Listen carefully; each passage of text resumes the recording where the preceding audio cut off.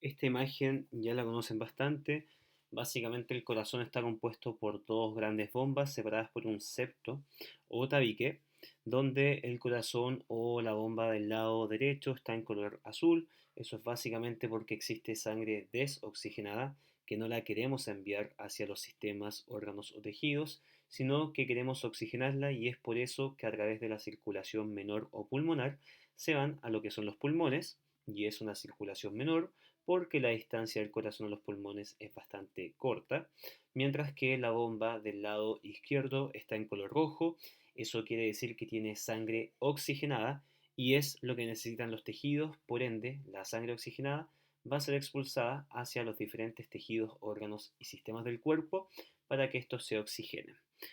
En sí, no debiese haber ninguna comunicación entre la bomba del lado derecho o la bomba del lado izquierdo, porque si no, esta sangre oxigenada y desoxigenada se mezclaría. Esto sí pasa en el feto, o sea, sí hay comunicación, ya vamos a estudiar la circulación fetal más adelante, pero en sí en nosotros no debiese haber ninguna comunicación entre los atrios o entre los ventrículos. En caso de que haya, ¿cierto? Se conoce como soplo y esos soplos obviamente tienen que ser bastante milimétricos o si no serían bastante perjudiciales para la vida, incluso incompatibles con ella. La primera cámara del corazón, que es el atrio derecho. Para eso les voy a hacer un pequeño acá dibujo para que podamos ahí comprender un poco. El atrio derecho tiene una forma de cubo. Eso quiere decir que tiene una superficie anterior. Vamos a hacerlo un poquito más rápido. No importa cómo salga, ¿cierto? Ahí está.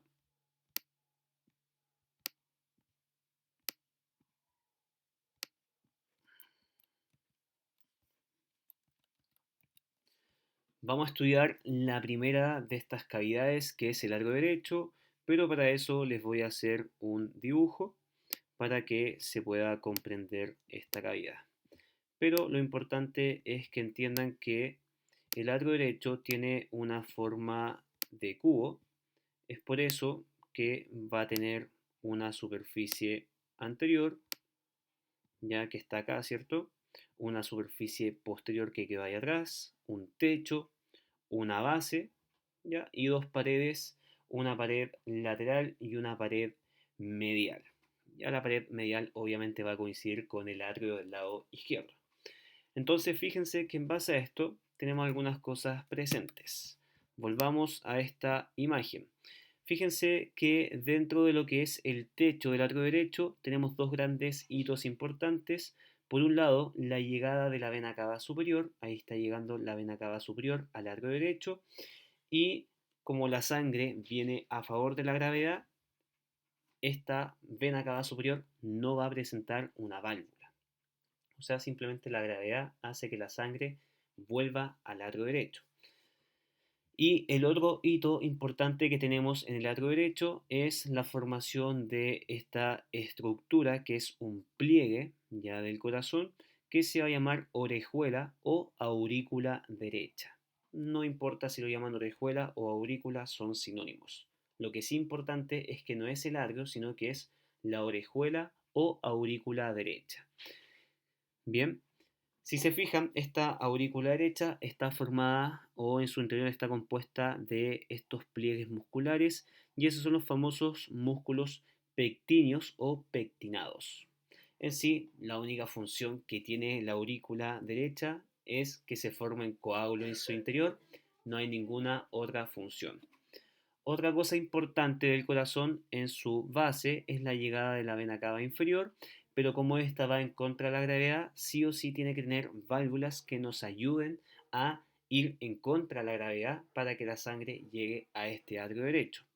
Y levemente anterior, una apertura de menor tamaño es la apertura para el seno coronario.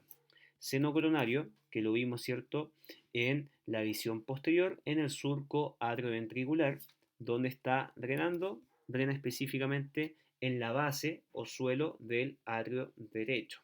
Con respecto a la pared medial, que es la que va a estar en contacto con el atrio izquierdo, Obviamente a una edad adulta ya no puede haber contacto, pero sí va a estar relacionada con la pared o el tabique interarterial. Vamos a encontrar dos grandes hitos. El primero y más importante de ellos es la fosa oval y sobre ella este borde superior que se denomina limbo de la fosa oval. La fosa oval es importantísima en el periodo fetal, ya que nos permite, ¿cierto?, conectar lo que es el atrio derecho con el atrio izquierdo, de tal forma que la sangre que llega al atrio derecho no se vaya hacia el ventrículo derecho, sino que se vaya directamente hacia el atrio izquierdo. Ya les subiré algún video de la circulación fetal. Bien, sus paredes son lisas, no encontramos absolutamente nada más. Mientras que la pared lateral acá se desplegó, se hizo una incisura y se despliega esta pared lateral. El único hito importante que tiene, ¿cierto?, son estos pliegues musculares que se ven acá en la mucosa, que vendrán formando los músculos pectinados o pectíneos. Los mismos músculos que veíamos en la aurícula derecha están específicamente en la pared lateral del atrio derecho.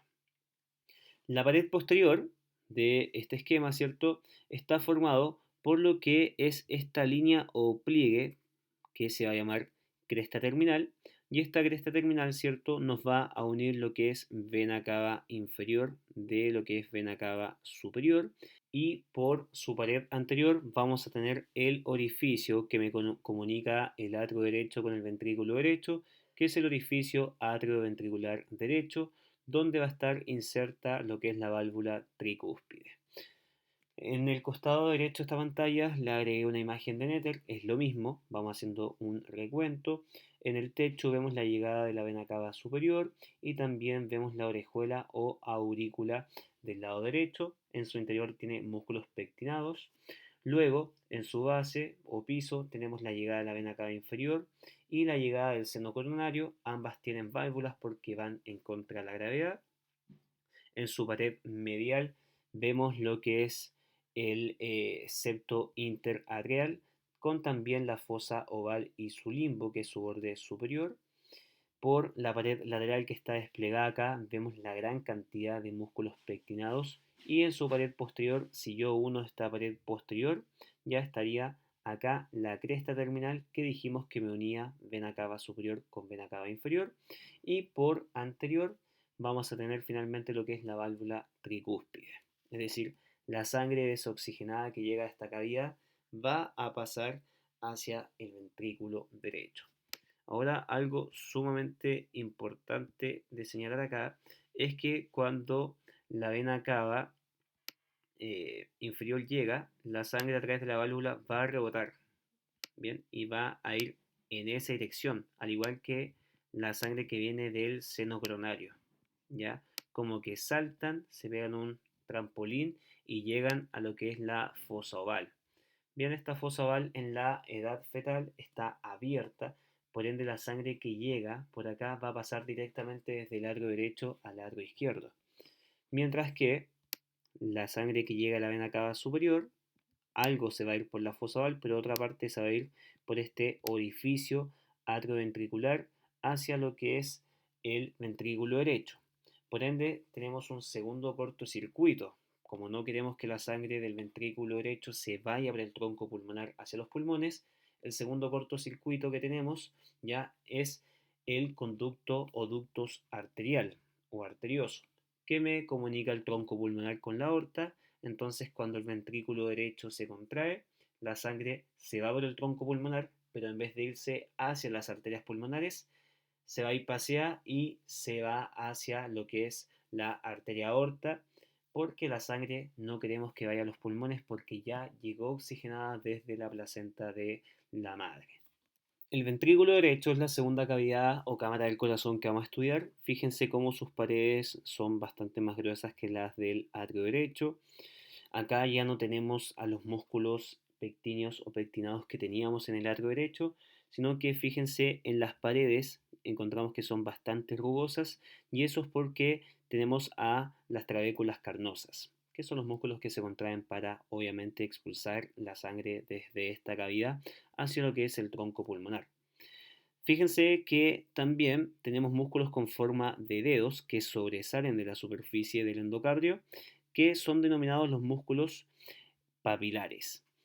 Y estos músculos papilares, fíjense que en su vértice van a estar relacionados o se va a anclar lo que son las cuerdas tendinosas. Cuerdas tendinosas que van a estar en contacto con esta válvula tricúspide que se encuentra en el orificio atrioventricular derecho. Como su nombre lo dice, tiene o está formado por tres grandes cúspides, una anterior, una posterior y una septal. Bien, y eso es básicamente ¿por qué? Porque este ventrículo derecho tiene una forma piramidal, bien, cuya base apunta hacia superior, cuyo vértice apunta hacia inferior y el lado izquierdo, donde tenemos una superficie anterior, una posterior que quedó allá y una septal que estaría en contacto, ¿cierto? O en relación a lo que es el ventrículo izquierdo. También dentro de estas trabéculas carnosas, son las más marcadas que está acá, ¿cierto? Se va a formar o se va a pasar a cambiar de nombre como trabécula septomarginal. Y es esta trabécula bastante importante porque la trabécula septomarginal va a dar origen a los músculos papilares anteriores. Bien, ahora si nos vamos en más detalle, fíjense que este ventrículo derecho tiene una superficie más lisa y una superficie más rugosa por las trabéculas carnosas. El límite que me separa esta superficie lisa de la rugosa se llama cresta supraventricular, que se encuentra solamente en el ventrículo derecho y me va a estar separando hacia arriba la porción de eyección, cono arterioso o cono elástico, y una porción inferior que es la cámara o zona de llenado. O sea, acá se almacena la sangre para que estos músculos papilares y trabéculas carnosas se contraigan y expulsen, ¿cierto?, la sangre hacia lo que es el cono arterioso o porción de eyección. Bien, ¿y por qué es tan lisa? Obviamente por el pasaje de la sangre y porque esta pared se continúa con la pared de esta arteria o tronco pulmonar. Bien, ¿qué más les puedo comentar de esto? De ventrículo derecho, creo que no se me escapa ningún hito más. Lo importante es que van a haber músculos papilares anteriores que se van a relacionar con las cuerdas tendinosas anteriores, que a su vez se relacionan con la válvula anterior o cúspide anterior. Lo mismo con los músculos eh, papilares posteriores que se relacionan en sus vértices con las cuerdas tendinosas posteriores que se relacionan con las cúspides posteriores y las septales lo mismo. Estas tres cúspides forman esta válvula tricúspide que me permite, ¿cierto?, el flujo de sangre desde el atrio derecho hacia el ventrículo derecho y no en sentido inverso. O sea, la idea de que existan estas válvulas es no permitir el flujo retrógrado de la circulación sanguínea. Lo que queremos es que la sangre desoxigenada del atrio derecho pase hacia el ventrículo derecho y no de vuelta. Por ende, cuando tenemos una sístole, es decir, el corazón se contrae, esta válvula tricúspide o valva tricúspide va a estar cerrada, porque yo no quiero que la sangre se devuelva hacia el atrio derecho, tiene que estar cerrada. Yo sí lo que quiero es que se vaya hacia el tronco pulmonar. Y durante la diástole, esta válvula va a estar abierta, ¿ya? Porque es una etapa de relajación del corazón del miocardio. Por ende, yo lo que quiero es que esta cámara del ventrículo derecho se llene de sangre que proviene, ¿cierto?, del atrio derecho. Si estuviese cerrada, no se llenaría esta cavidad de sangre y por ende, durante la sístole, no mandaría sangre a las diversas partes del cuerpo. El ventrículo derecho es la segunda cavidad o cámara del corazón que vamos a estudiar. Fíjense cómo sus paredes son bastante más gruesas que las del atrio derecho. Acá ya no tenemos a los músculos pectíneos o pectinados que teníamos en el atrio derecho, sino que fíjense en las paredes, encontramos que son bastante rugosas y eso es porque tenemos a las trabéculas carnosas, que son los músculos que se contraen para obviamente expulsar la sangre desde esta cavidad hacia lo que es el tronco pulmonar. Fíjense que también tenemos músculos con forma de dedos que sobresalen de la superficie del endocardio, que son denominados los músculos papilares. Y estos músculos papilares, fíjense que en su vértice van a estar relacionados o se va a anclar lo que son las cuerdas tendinosas. Cuerdas tendinosas que van a estar en contacto con esta válvula tricúspide que se encuentra en el orificio atrioventricular derecho. Como su nombre lo dice, tiene o está formado por tres grandes cúspides, una anterior, una posterior y una septal. Bien, y eso es básicamente ¿por qué? Porque este ventrículo derecho tiene una forma piramidal, bien, cuya base apunta hacia superior, cuyo vértice apunta hacia inferior y el lado izquierdo, donde tenemos una superficie anterior, una posterior que quedó allá y una septal que estaría en contacto, ¿cierto? O en relación a lo que es el ventrículo izquierdo. También dentro de estas trabéculas carnosas, las más marcadas que está acá, ¿cierto? Se va a formar o se va a pasar a cambiar de nombre como trabécula septomarginal. Y es esta trabécula bastante importante porque la trabécula septomarginal va a dar origen a los músculos papilares anteriores. Bien, ahora si nos vamos en más detalle, fíjense que este ventrículo derecho tiene una superficie más lisa y una superficie más rugosa por las trabéculas carnosas. El límite que me separa esta superficie lisa de la rugosa se llama cresta supraventricular, que se encuentra solamente en el ventrículo derecho y me va a estar separando hacia arriba la porción de eyección, cono arterioso o cono elástico, y una porción inferior que es la cámara o zona de llenado. O sea, acá se almacena la sangre para que estos músculos papilares y trabéculas carnosas se contraigan y expulsen, ¿cierto?, la sangre hacia lo que es el cono arterioso o porción de eyección. Bien, ¿y por qué es tan lisa? Obviamente por el pasaje de la sangre y porque esta pared se continúa con la pared de esta arteria o tronco pulmonar. Bien, ¿qué más les puedo comentar de esto? De ventrículo derecho, creo que no se me escapa ningún hito más. Lo importante es que van a haber músculos papilares anteriores que se van a relacionar con las cuerdas tendinosas anteriores, que a su vez se relacionan con la válvula anterior o cúspide anterior. Lo mismo con los músculos papilares posteriores que se relacionan en sus vértices con las cuerdas tendinosas posteriores que se relacionan con las cúspides posteriores y las septales lo mismo. Estas tres cúspides forman esta válvula tricúspide que me permite, ¿cierto?, el flujo de sangre desde el atrio derecho hacia el ventrículo derecho y no en sentido inverso.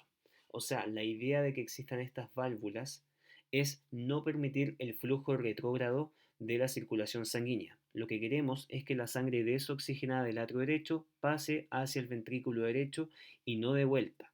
Por ende, cuando tenemos una sístole, es decir, el corazón se contrae, esta válvula tricúspide o valva tricúspide va a estar cerrada, porque yo no quiero que la sangre se devuelva hacia el atrio derecho, tiene que estar cerrada.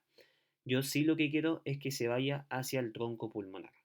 Y durante la diástole, esta válvula va a estar abierta, ¿ya?